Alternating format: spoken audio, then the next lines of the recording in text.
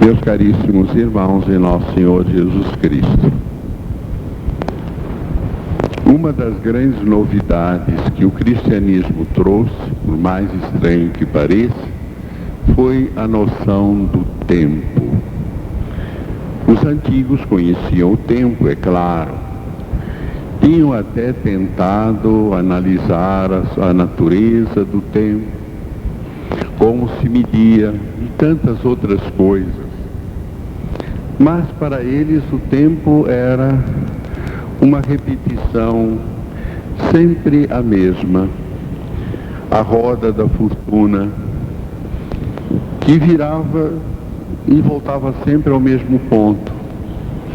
Até tinham muitos deles a noção de uma reencarnação.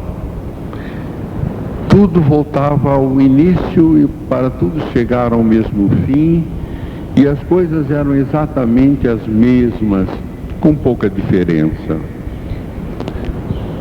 Com a encarnação do Filho de Deus, de repente se percebeu que não era assim. Toda a história da humanidade era a preparação para a vinda do Filho de Deus, aquele que vem salvar a humanidade, aquele que esmagará a cabeça da serpente. E assim, toda a parte do Antigo Testamento é marcada por uma grande expectativa. E o mais estranho é que essa expectativa não existia só entre os judeus, mas os próprios romanos esperavam um príncipe que viria do Oriente, e os chineses estavam também todos atentos a alguém que do Ocidente viria para salvá-los.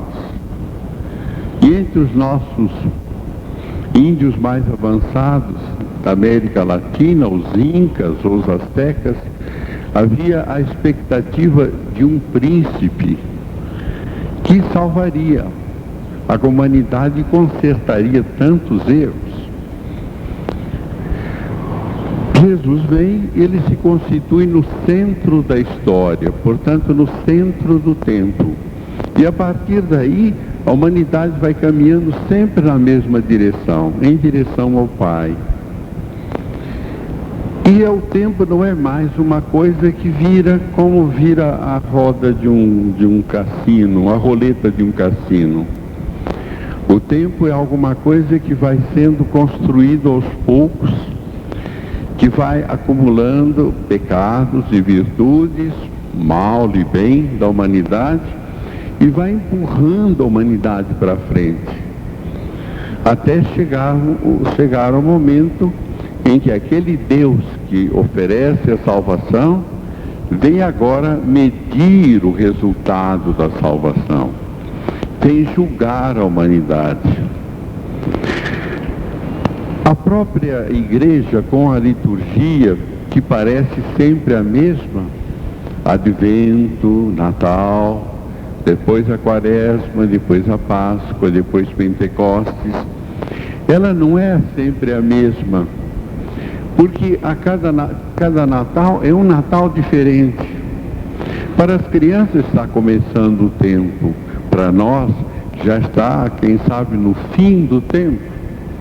Para outros está assim a metade, um momento de rever todas as coisas para ainda tentar salvar aquilo que resta. De qualquer maneira, o advento, apesar de parecer sempre o mesmo advento, é um novo advento, como o Natal é sempre um outro Natal. Antigamente, a igreja pedia aos padres que celebrassem 3 missas no sábado, no dia de Natal. Essas missas aqui tinham realmente um grande significado. Jesus veio, conforme foi prometido e anunciado pelos profetas. Jesus veio lá em Belém, e nós vamos encontrá-lo numa gruta nos braços de Maria. Foi assim que os anjos o viram, foi assim que os pastores o adoraram, foi assim que os reis lhe levaram presentes. Está ali nos braços de Maria, na palha, como um resto da humanidade, mas de fato ele é o Filho de Deus feito homem para nos salvar. E os anjos cantam bem claro: glória a Deus nas alturas e paz na terra aos homens de boa vontade. Aqueles homens que aceitaram o dom de Deus. Esta é a primeira vinda. Uma vinda que se realiza no tempo e inaugura a salvação. Antes era uma esperança, agora é uma realidade. Mas há duas outras vindas. Há uma vinda final, em que ele vem julgar todas as coisas. E aí a humanidade inteira vai ser desafiada a mostrar se levou ou não a sério o amor de Deus. O que fez com o sangue de Cristo, que não é um sangue qualquer, mas é o sangue imaculado daquele que é o Filho de Deus feito homem para nos salvar. Jamais deixarei de repisar esta verdade, porque sem isto o cristianismo não existe. Ora, ele virá para julgar a humanidade. E então separará os homens em dois grupos, aqueles que disseram sim e os que disseram não. E eles serão julgados e convencidos do próprio erro e da própria iniquidade. E a sentença já está lavrada: vinde benditos de meu Pai para o reino que vos foi preparado, e de malditos para o fogo eterno, preparado para o demônio e os que o seguem. As coisas são definitivas. Não há história de voltar para recomeçar, para brincar ou pecar de novo. Não. Agora o mundo é uma coisa séria, e a vida não é simplesmente uma aventura, mas a vida é uma responsabilidade. É claro, uma responsabilidade alegre, se quiserem, porque nós temos a certeza da vitória sobre o mal, sobre o demônio, sobre o pecado, sobre a morte. Está assegurada a cada um de nós a ressurreição, contanto que nós, evidentemente, aceitarmos a lei de Cristo e procurarmos com todas as nossas forças e com toda a nossa lealdade a viver a sua vontade.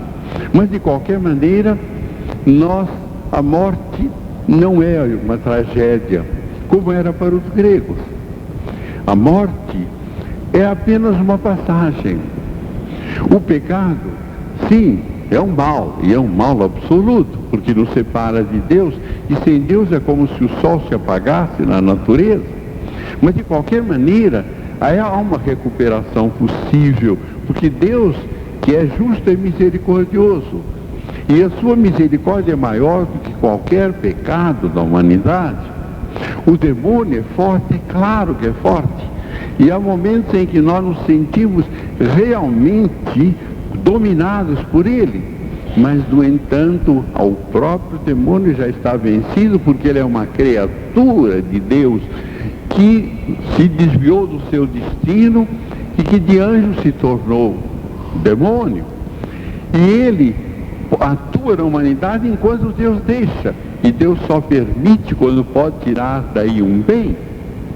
As tentações, se são para nós uma ocasião de queda, são também para nós uma ocasião de vitória, depende de nós.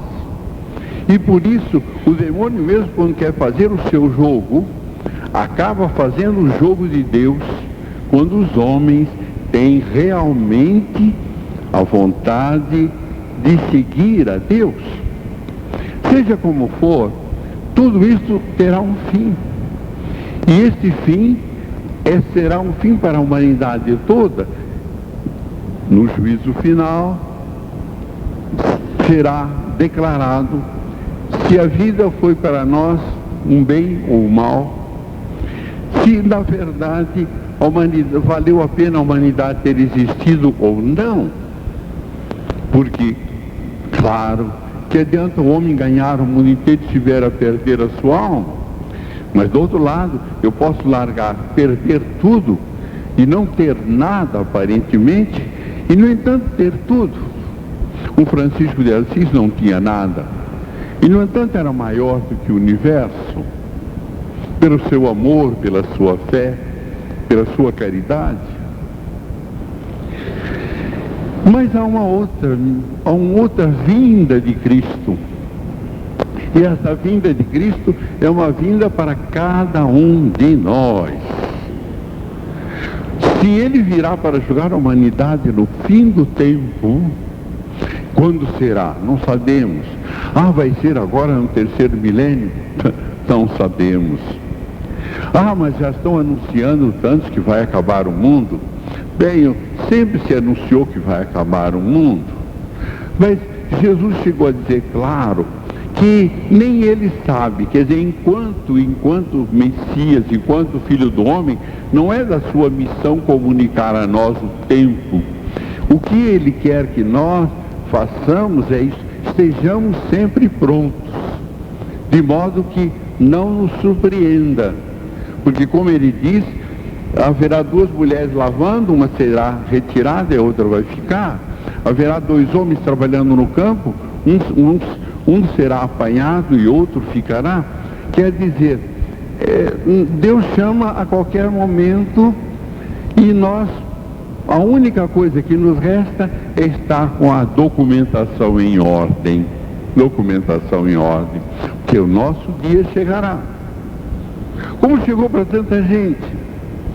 Outro dia eu estava vendo uma fotografia dos meus colegas de teologia, começamos a teologia, e eu fiquei meio assim, realmente, não sei, penalizado, não sei se penalizado, não sei, mas numa sensação estranha assim de não compreender bem as coisas. Quantos daqueles que afinal brincaram comigo e brigaram comigo, hoje já não existem, não tem voz, não tem presença. Sim, estão na eternidade, claro. De lá podem nos ajudar, sem dúvida alguma. Mas, de fato, eles já passaram. Mais novos que eu, com menos saúde do que eu, com muito mais talento do que eu, e, no entanto, foram levados. Alguns tão cedo. Eu me lembro de um colega que queria ser missionário no Amazonas. Ele tinha nascido no Amazonas. E a sua vontade era dedicar-se inteiramente aos índios e não pensar noutra coisa. Ele morreu ao começar a filosofia. Um grande amigo meu, que me lembra muitas vezes, nessas horas um pouco de desânimo, que afinal de contas é preciso lutar. Como ele lutou contra aquela tuberculose que o destruiu por dentro. E eu esperava tanto do Delmar Pereira Penha. Ele acabou. Acabou? Não acabou, é claro. Ele já realizou a sua missão. Mas eu pergunto, por que não eu? Há tantos que, afinal de contas, estão aqui hoje. Ainda há pouco nós nos lembrávamos de uma família lá de Nova Veneza, que de repente acabou a família. Restou o mais pequenino, que afinal conseguiu ficar vivo entre o cadáver da avó e do irmão.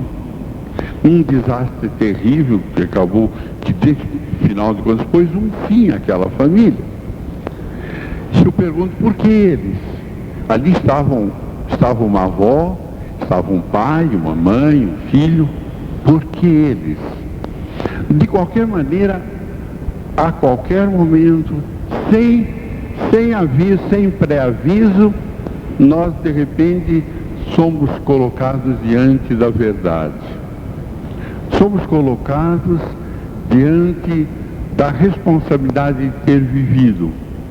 E ele nos pergunta, o que é que você fez da sua administração? O que você fez da sua administração?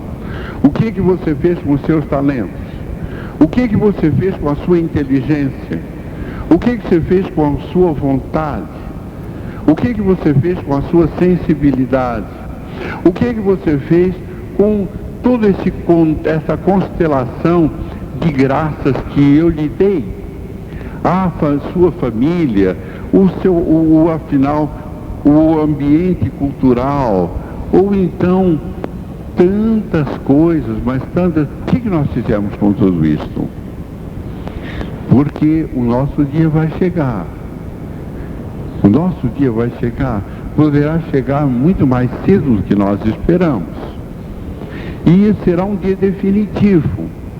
Esta é uma vinda de Cristo. Aquela vinda para cada um de nós no último momento da nossa vida.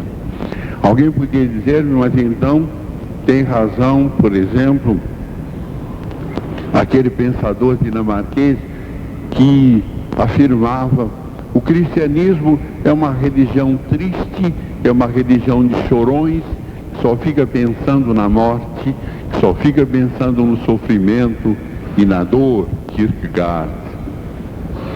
Não é verdade. Nós pensamos no sofrimento, mas sabemos que o sofrimento tem um sentido. O sofrimento nos forma, o sofrimento nos purifica, o sofrimento nos eleva. E quem é capaz de sofrer com dignidade e com grandeza, esse é cada vez mais homem, porque é cada vez mais filho de Deus. E nós pensamos na morte? Claro que pensamos, mas para nós a morte não é um fim, ela é apenas o começo da eternidade e o fim do tempo. Sim, é o fim do tempo. Mas não é um fim assim como um abismo em que eu salto. É um fim de uma minha passagem pela terra, que pode me garantir o céu, porque eu construo o céu com aquilo que eu faço neste mundo. E portanto a morte, sim, é claro, causa calafrio a qualquer um de nós. É muito fácil dizer não tenho medo da morte. Deixa que ela chegue perto, que a gente já sente um bocadinho o frio do seu gelo na nossa espinha. Mas do outro lado, sabemos que isso é apenas um momento. E que daqui a pouco, passando o véu do tempo, nós estamos na eternidade diante de Deus nosso Senhor, que é paz, que é misericórdia, que é perdão, que é amor. Nós pensamos no demônio, sim, mas não ficamos aí apavorados com o demônio. Sabemos perfeitamente que se nós o enfrentamos, ele recua como um cachorro de quem não se tem medo. E isto é muito importante, porque com Cristo não tememos nada, não tememos nada. E do outro lado, vencidos esses temores, quanto espaço aberto à alegria que deve reinar sempre. Reinar sempre. Quando São Paulo me diz, eu transporto de alegria no meio dos meus sofrimentos, ele nos está revelando um dos segredos mais lindos da nossa vida cristã, que sabemos que em tudo e por tudo estamos sendo olhados e acompanhados por um Deus a quem não escapa um cabelo que cai da nossa cabeça. Um Deus que é misericórdia, que é amor, que é Pai, que se compraz em nós. E desta maneira, até as coisas que parecem tristes, afinal de contas, são como os restos dos galhos secos e podres que, jogados no fogo, se transformam em luz, em calor. Porque, na verdade, no amor de Deus, todas as coisas se transfiguram. Estamos hoje começando o Advento. Advento quer dizer chegada. Essa chegada que nós queremos comemorar é a chegada do Natal, lá em Belém. Mas, por favor, não fiquem apenas numa comemoração, porque se Cristo nasceu em Belém e não nascer no coração de cada um de nós, é inútil útil para nós que ele tenha nascido. Esse nascimento tem que realmente encontrar uma resposta no nosso coração, que pode ser pobre, desamparado, até sujo, como um abrigo de animais. Mas se nós abrirmos a porta, ele entra, e se ele entrar, até a gruta é um céu. Natal. Mas do outro lado, é preciso, obedecendo a orientação materna e pedagógica da igreja, pensar na outra vinda. A vinda final. E isto é muito importante para nos dar força e coragem. O mal não vencerá. O demônio não dirá a última palavra. Quem afinal encerra a história é o Cristo, Filho de Deus, feito homem para nos salvar. Aquele que esmaga a cabeça da serpente.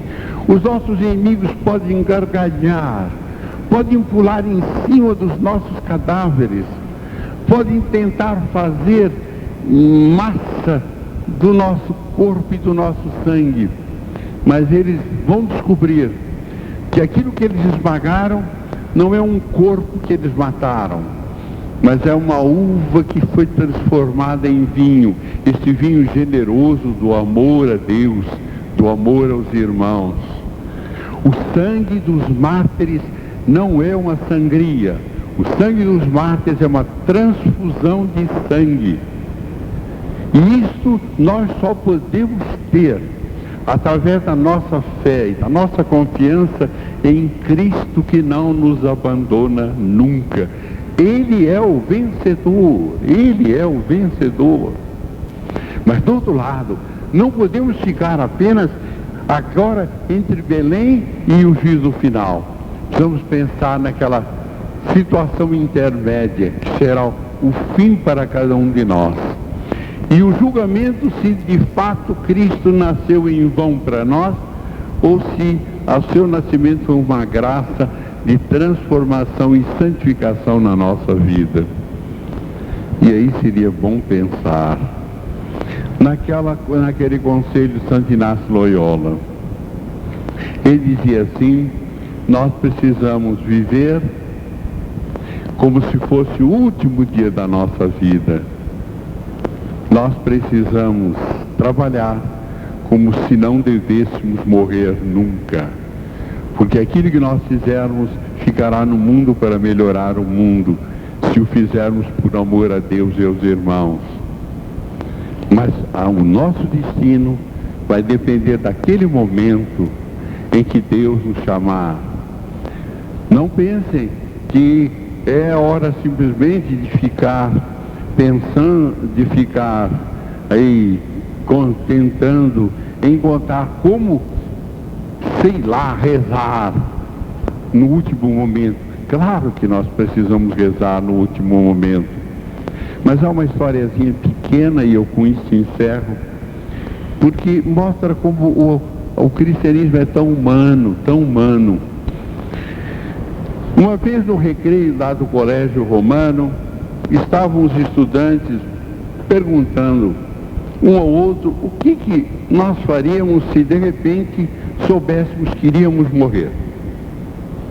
E cada um deu um palpite. Um dizia assim: bem, eu corri imediatamente ao meu confessor, que faria a minha última confissão para entrar tinindo na eternidade.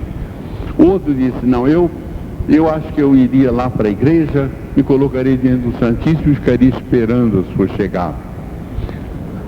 O outro disse: não, eu acho que eu me acolheria aos pés de Maria e pediria a essa mãe que afinal me tome em seus braços como ela tomava Jesus e como ela recebeu Jesus depois da crucifixão. Depois um outro falou isso, outro falou aquilo, e estava um garoto assim ali, bem quieto, e alguém chegou para ele e perguntou: escute, o que você faria se de fato você devesse morrer agora? E esse garoto era São Luís Gonzaga. Ele disse assim: eu não faria nada, eu continuaria brincando. Uai, você continuaria aqui conosco brincando? E ele disse sim. porque eu acho que não há hora melhor para Deus me buscar do que quando eu estou fazendo a sua vontade. É isto que faz com que o cristianismo seja tão humano. Ele não complica a vida. Se nós estamos fazendo a sua vontade, brincando, pulando, comendo, rezando, estudando, nós estamos prontos para a chamada. E essa chamada vai decidir a nossa eternidade. Não é necessário subir até o alto da torre, correr até uma grande montanha, o cimo de uma grande montanha. Basta simplesmente estar com naturalidade fazendo a vontade de Deus. O pai sendo um pai e um esposo, a mãe sendo a mãe e uma esposa, os filhos sendo filhos, os amigos sendo amigos, o irmão sendo irmão. Afinal, nada mais do que isso. A vida cristã não é complicada. Nós é que a complicamos tanto, e por isso tento, e assim, garantir a todos nós um Natal que seja realmente o Natal que a Igreja e que Deus quer. Jesus nascendo no coração de cada um de nós. Em nome do Pai, do Filho e do Espírito Santo.